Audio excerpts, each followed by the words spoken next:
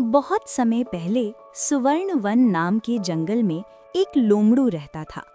वो बहुत चालाक था, लेकिन अपनी चतुराई के साथ साथ थोड़ा सा स्वार्थी भी था।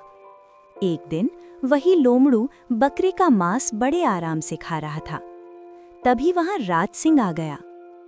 अरे यार, मैं थोड़ी देर के लिए पानी पीने क्या चला गया, तूने तो सारा बकरा ही खत्म कर दिया। अब क्या करें गुरुजी, भूख बहुत तेज लग रही थी, इसलिए थोड़ा ज्यादा खा लिया। और वैसे भी गुरुजी, ये बकरा बहुत ही छोटा था, इससे हम दोनों का पेट नहीं भरता।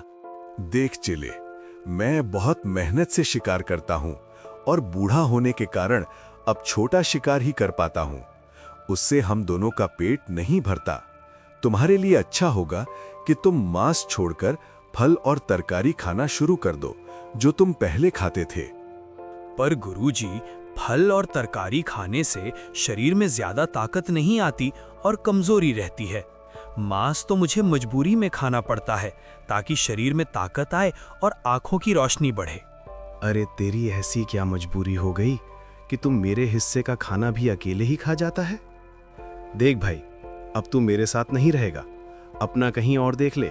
देख लो गुरुजी, अगर आप मुझे अपने से अलग करोगे तो आप छोटा शिकार भी नहीं कर पाओगे, क्योंकि उस छोटे शिकार को बहला फुसलाकर मैं ही आपके पास लाता हूँ, तब आप उसे शिकार बनाते हो।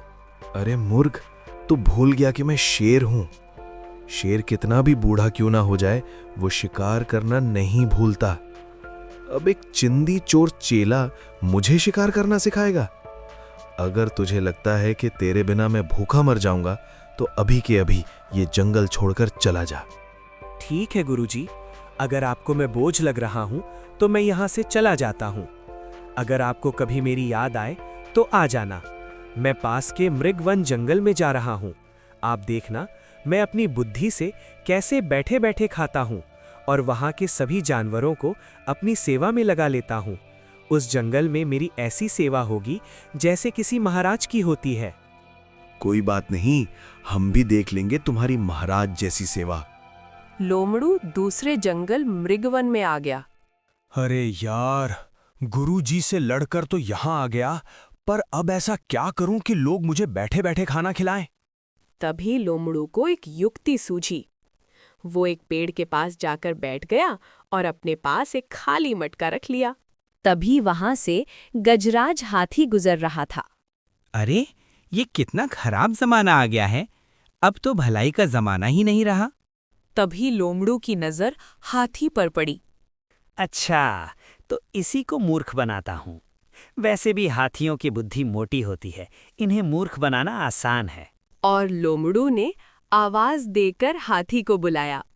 अरे ओ हाथी, जरा इधर तो आना, हमारे पास तुम्हारी हर समस्या का समाधान है।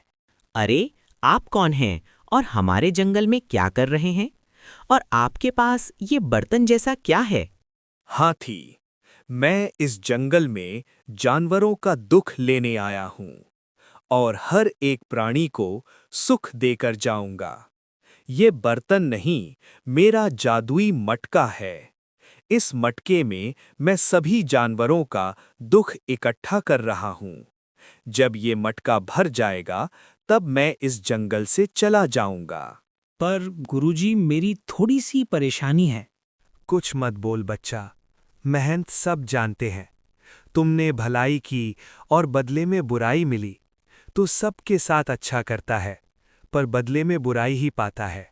ठीक कहा ना मैंने? हाँ बाबा, आपने बिल्कुल ठीक कहा। आप तो सच में सिद्ध पुरुष हैं। मेरे भाग्य खुल गए जो आप हमारे जंगल में आए। बेटा, मैं हर जंगल में नहीं जाता। मैं उसी जंगल में जाता हूँ जहाँ मौत तांडव करती है। हाँ बच्चा, तुम्हारे जंगल पर भयानक संकट आने वाला है, इसीलिए मैं यहाँ आया हूँ। और जब तक मटका नहीं भरता, मैं यहाँ से हिल नहीं सकता। तुम सभी जानवरों को ये बात बता देना और कोई इधर उधर न जाए। बाबा, मैं आपके लिए भोजन का इंतजाम करूंगा और जानवरों से भी कहूंगा कि वे आपके लिए भोजन लाएं। ध्यान रहे, जो भोजन मैं लूंगा वो असल में उनका दुख होगा। जितना भोजन उतना दुख खत्म। शीघ्र जाओ, हमारे पास समय कम है। और गजराज सभी जानवरों को ये बात बताने चला गया।